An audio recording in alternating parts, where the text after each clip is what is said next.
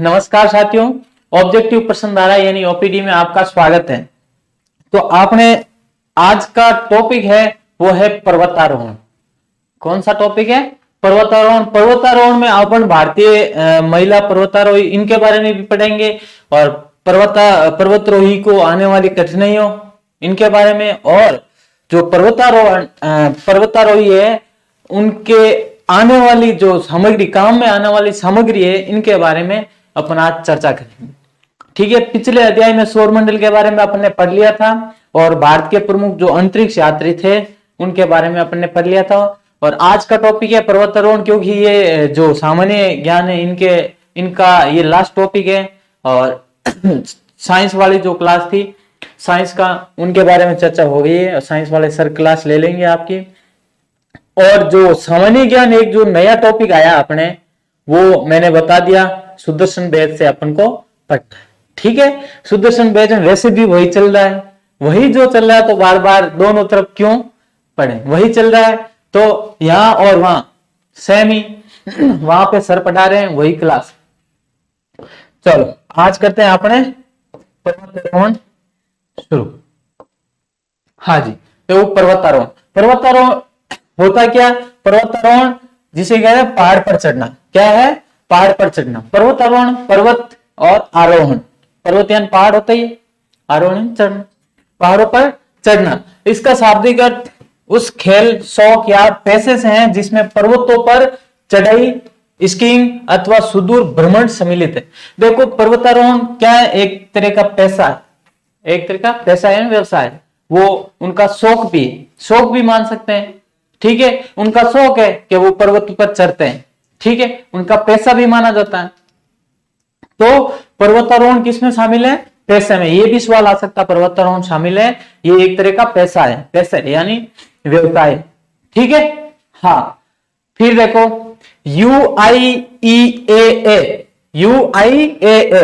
इसे ऐसे लिखो, आई लिख लो, ए लिखे, UIAA, ये है आपने ये वाला UIAA, या इसका पूरा नाम है यूनियन इंटरनेशनल डैश एसोसिएशन डी एलपी निस्मे।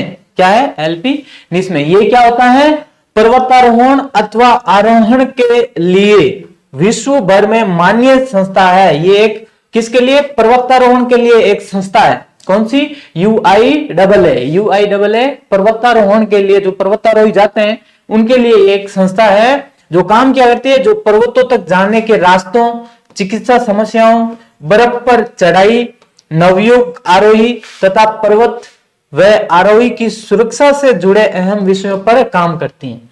ये किस पे काम करती हैं? जो पर्वतों तक जाने वाले रास्ते, जो नया कोई पर्वतारोही जा रहा है उनको रास्ता बताना कि यहां से अपने यहां तक रास्ता जाता है। ठीक है, उनके बारे में, या फिर जो कौन कौन सी समस्या आएगी और चिकित्सा समस्या है उनसे कैसे अपन को निपटना है, इसके लिए वो काम करते हैं। इनके बारे में अपन को जो पर्वतारोही उनको जानकारी देती है। ठीक है, हाँ। देखो, अब यहां हो गया। अब पर्वतारोहण में आने वाली कठिनाइयां क्या क्या?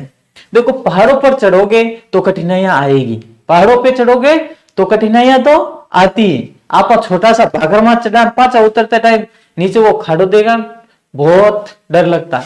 तो वो तो बहुत बड़े बड़े पर्वतों पर चढ़ते हैं, तो आप इतना कोई डरा, तो वो इतना मोटा पर्वत है वहां पे चढ़ते हैं, तो उनके तो समस्या आनी है। ठीक है, आपने नीचे जो पैर के नीचे से छोटा सा जो होता ना, क्या, पत्थर का टुकड़ा, वो अगर खिसक जाए तो अपन क्या है, अपन को डर बैठ जाता है। तो इनके सामने तो बर्फ के पहाड़ों पर चढ़ते हैं, इनके समस्या आनी है। तो कौन कौन सी समस्या ये फेस करते हैं उनके बारे में चर्चा कर लेते। सबसे पहले बर्फीले तूफान। कौन सी है? बर्फीले तूफान। बर्फीले तूफान या वह तेज बर्फीली हवाएं दृश्यता को कम करती हैं, इससे पर्वतारोहियों को दिक्कत का सामना करना पड़ता है। क्या होती है? जो पर्वतारोही होते हैं इनको क्या है, जब ये जाते हैं ना तो इनके सामने एक समस्या आती है, वो है बर्फीले तूफान। इससे क्या होता है, ये जो वहां आगे का रास्ता है वो दिखना उनको बंद हो जाता। जब पर्वतारोही पर्वत पर चढ़ता है और बर्फीले तूफान आ जाते हैं, या फिर तेज बर्फीली हवाएं आती, जिससे क्या है सामने जो दिखता है वो विजिबिलिटी यानी विजिबिलिटी कम हो जाती है, जिससे क्या उनको रास्तों के बारे में और आगे कौन कौन सी समस्या उनके बारे में क्या है ज्ञात नहीं हो पाता है। ये भी उनके लिए एक समस्या है। ठीक है, कौन से बर्फीले तो ये देख लो आप, यह है आपने बर्फीले तूफान। ठीक है, तो अब इसमें देखो कुछ दिख नहीं रहा, आगे जब दिखेगा ही नहीं, रास्ता नहीं दिखेगा, तो जो पर्वतारोही है वो किस दिशा में जाएगा, रास्ता भटक सकता है, या फिर उनके सामने कोई न कोई जैसे हिमस्खलन हो गया तो उनको दिखेगा नहीं, तो वो उसमें भी फंस सकता है। ऐसी ऐसी उनके सामने समस्याएं इस कारण से आ सकती है, किसके कारण, बर्फीले तूफान के कारण। किसके कारण, बर्फीले तूफान के कारण ऐसी ऐसी समस्याएं उनके सामने आ सकती हैं। ठीक है, चल बढ़े आगे। आगे देखो हिमस्खलन बर्फ का स्खलन होना। ठीक है, पहाड़ी ढलान पर हिम की बड़ी मात्रा में नीचे की ओर होने वाला बहाव हिमस्खलन कहलाता है। यानी जो बर्फ है वो पिघलकर नीचे की तरफ एकदम खिसक जाता है। बर्फ का खिसकना हिमस्खलन है। बर्फ है उसका टुकड़ा क्या है, नीचे की तरफ खिसक जाता है, और नीचे कोई पर्वतारोही चढ़ रहा है, नीचे कोई पर्वतारोही चढ़ रहा है और ऊपर से हिमस्खलन हो जाए तो उनके सामने ये समस्या है। उनके सामने क्या है समस्या, अब नीचे अचानक जा नहीं सकते, ऊपर जा नहीं सकते, तो वहां पर फंसने के चांस ज्यादा होते हैं। ठीक है, हिमस्खलन पहाड़ों में सबसे कम आंका जाने वाला खतरा है। यानी ये पहाड़ों में सबसे कम आंका जाने वाला खतरा है, लेकिन खतरा जरूर है। अगर हो जाए हिमस्खलन तो उनके लिए खतरा है, उनके लिए खतरा ही। ठीक है, ये देखो हिमस्खलन, इस प्रकार बहुत ही भयंकर स्थिति हो जाती है।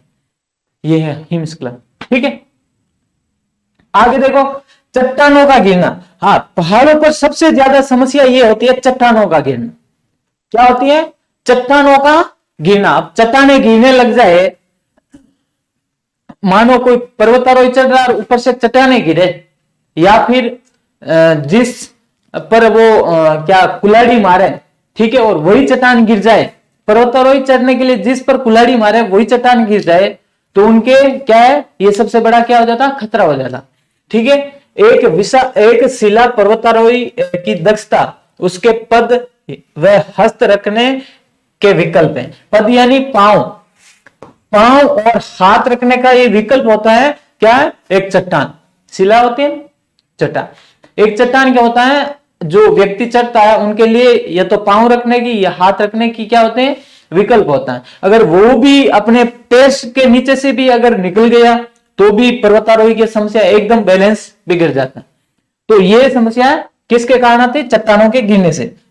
चयन करने के बाद उनको जमाए रखने के कौशल से जय होती है।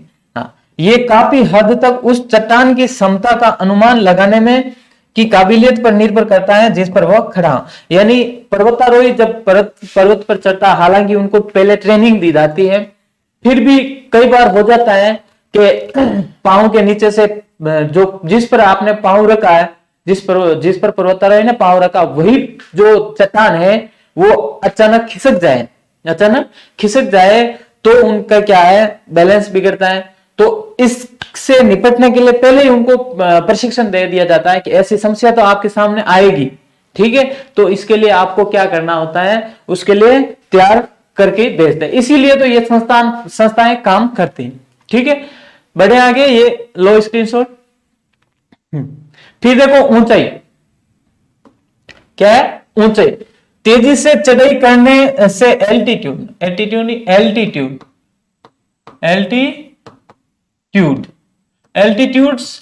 सिकनेस हो सकती है। सिकनेस देखो, अब इस एल्टीट्यूड सिकनेस में क्या क्या शामिल है, इसके लक्षण देखो। सिर दर्द होता है, ठीक है, सिकनेस कमजोरी होती है। यानी जब आप ऊंचाई पर चढ़ते हो ना, तो आपको किस किस कमजोरियों का सामना भी करना पड़ सकता है।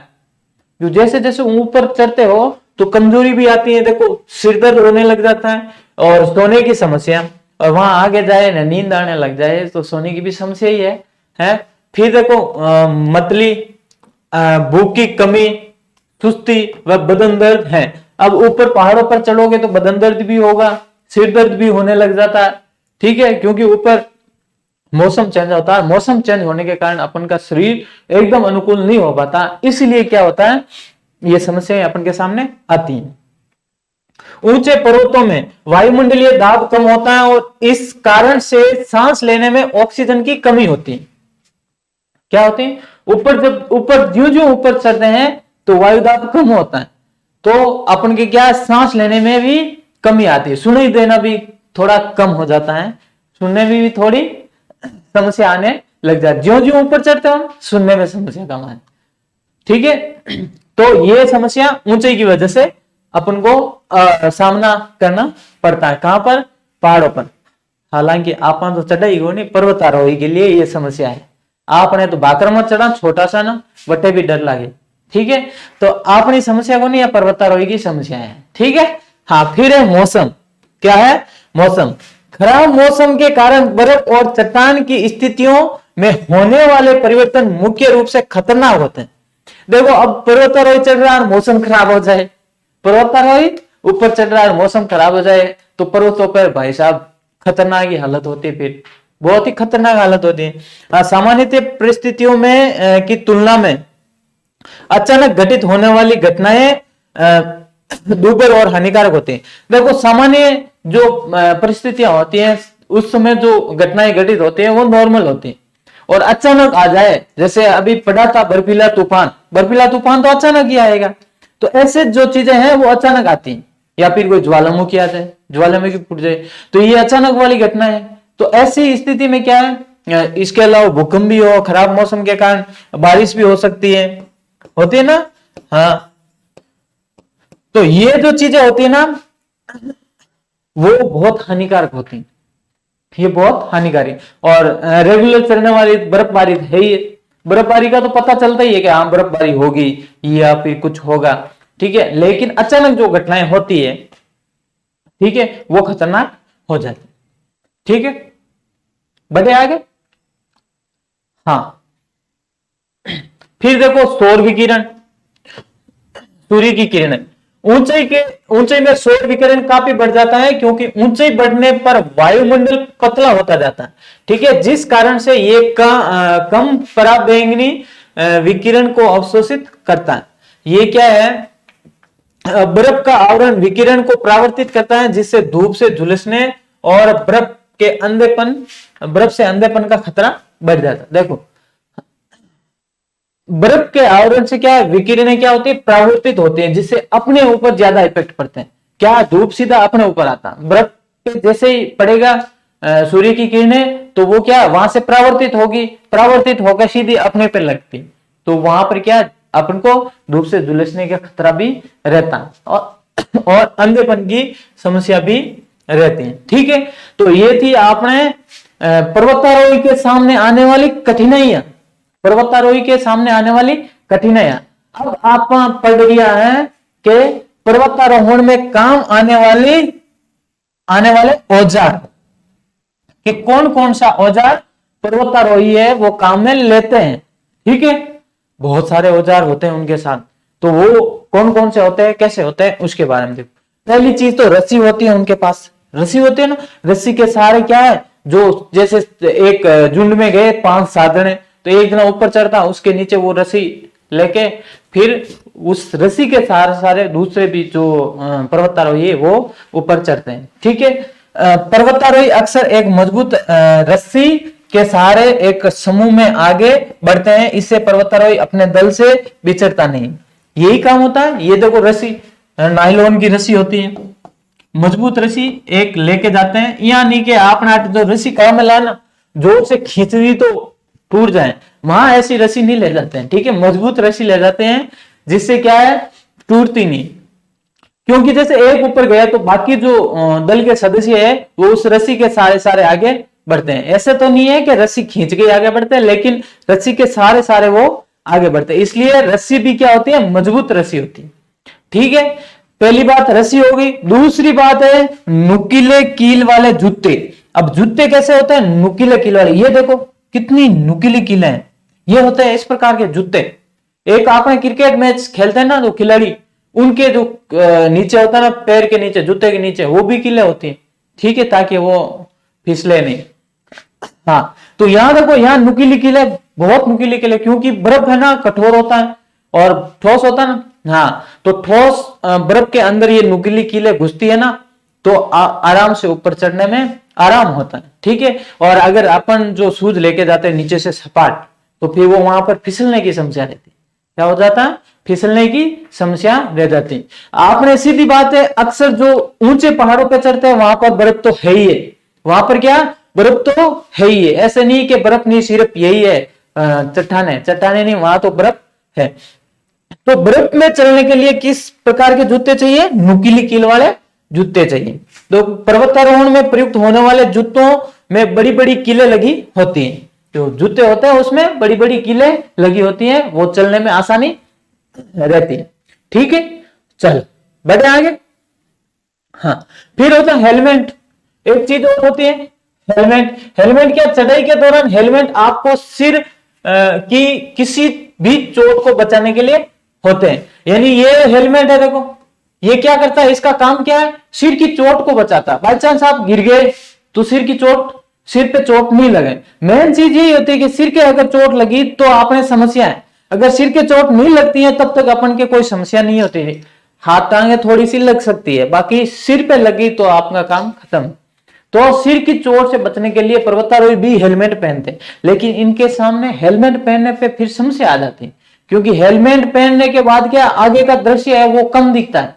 हेलमेट पहनने से क्या, या फिर साइड का दृश्य है अगर देखना चाहो तो पूरी तरह मुड़ के देखना पड़ता है। आप हेलमेट उस पे स्कूटर पर, मोटरसाइकिल पर, मतलब दोपहिया वाहनों पे पहनते हैं ना, तब भी इधर उधर देखने के लिए ऐसे पूरा मुड़ना पड़ता है। तो इनके लिए भी वो समस्या ही है, लेकिन इनके हेलमेट सिर की चोट बचाने के लिए आवश्यक है। हालांकि समस्या भी पैदा करता है, लेकिन इनको पहनना भी पड़ता है, दोनों तरफ ये हेलमेट काम। फिर है ऑक्सीजन सिलेंडर। पर्वतों पर अत्यधिक ऊंचाई पर सांस लेने की तकलीफ होने पर ऑक्सीजन की कमी के समय पर्वतारोही इस सिलेंडर के माध्यम से कृत्रिम ऑक्सीजन का उपयोग करते हैं। क्या करते हैं? जो जो ऊपर जाते हो ना, तो ऑक्सीजन की कमी होने लगती है, ऑक्सीजन की कमी होने लगती है, इसीलिए पर्वतारोही अपने साथ एक ऑक्सीजन का सिलेंडर लेके जाते हैं। और लोगों मत देख इधर, हाँ इन्हें कहते हैं खरीदवा चलो कि ऑक्सीजन सिलेंडर इन कंपनी का है, ठीक है। हाँ, तो क्या होता है, पर्वतारोही अपने साथ क्या ले जाता है? ऑक्सीजन का एक सिलेंडर ले जाता है। जब उनको लगता है कि अब यहां से आगे ऑक्सीजन की कमी महसूस होने लग गई है, तब वो इस ऑक्सीजन, कृत्रिम ऑक्सीजन का उपयोग करने लग जाता है, ठीक है, लेकिन साथ में जरूर लेके जाता है। फिर है आइस एक्स। एक्स यानी क्या होता है? एक्स की अलग मत समझ जाए यार, एक्स यानी कुल्हाड़ी होता है, ठीक है, कुल्हाड़ी। क्या होता है? कुल्हाड़ी होता है ना, AXE, एक्शन कुल्हाड़ी। अच्छा, मैं यहाँ हिंदी में लिख दिया जन्मा, वो कहानी तो अंग्रेजी में बहुत सुनी एक्स वाली। देखो, कुल्हाड़ी का उपयोग संतुलन काटने, जांच करने, अतिरिक्त सुरक्षा, समर्थन, खुदाई, हाथ पकड़ने या फिर बीमा के रूप में, ठीक है, इनमें काम। देखो, पहली बात है संतुलन बनाने के लिए कुल्हाड़ी का उपयोग करते हैं पर्वतारोही। किसके लिए? संतुलन बनाने के लिए या फिर आगे जांच करने के लिए। मतलब क्या है, पर्वतारोही क्या है, बर्फ पे ठोकते हैं कि आगे कुल्हाड़ी फंस सकती है या नहीं फंस सकती है। आगे कोई बड़ी चट्टान हो तो कुल्हाड़ी क्या नहीं फंसेगी, तो उससे उनको पता चल जाता है कि आगे बड़ी चट्टान है, ठीक है। या फिर सीधी बर्फ ही है तो भी उनको पता चल जाता है कि पूरी तरह से बर्फ है। उसमें ये जांच करने के लिए कुल्हाड़ी काम में ली जाती है। फिर देखो, खुदाई में भी, ऊपर जाके खुदाई में भी ये काम में ले। बीच में बाई चांस कहीं रुकते हैं ना, है, तो वहां टेंट लगाते हैं। इनके साथ टेंट भी जरूरी है, तो टेंट लगाने में भी ये काम में लेते हैं। चलो आगे देखो। फिर हाथ पकड़ने के लिए, ये कुल्हाड़ी देखो, ये चीज है, ये हाथ पकड़ने में काम आती है, बहुत काम आती है, ठीक है। हाँ, आपने आटे के लकड़ियां काटवा काम आते, आपने आटे के लकड़ी काटने में काम आती है, लेकिन आ कुल्हाड़ी नहीं है, ठीक है, आ कुल्हाड़ी नहीं, क्योंकि ये देखो धार की होती है इनकी, ये जो धार है ना, इससे पता चल जाता है कि बर्फ के अंदर बड़ी चट्टान है या नहीं है, इसके बारे में ये यहां से पता चल जाता। ठीक है, तो आ है कुल्हाड़ी यानी एक्स।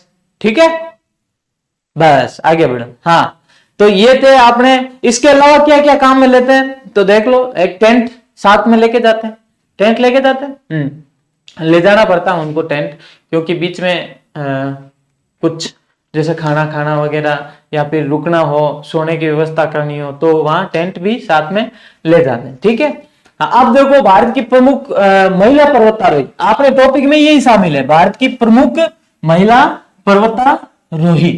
ठीक है, तो देखो पर्वतारोही, महिला पर्वतारोही के बारे में पढ़ लें। पहली है बछेंद्री पाल, बहुत नाम सुना, बहुत नाम सुना। भारत की एवरेस्ट पे चढ़ने वाली भारत की पहली महिला कौन थी, महिला पर्वतारोही, वो है बछेंद्री पाल।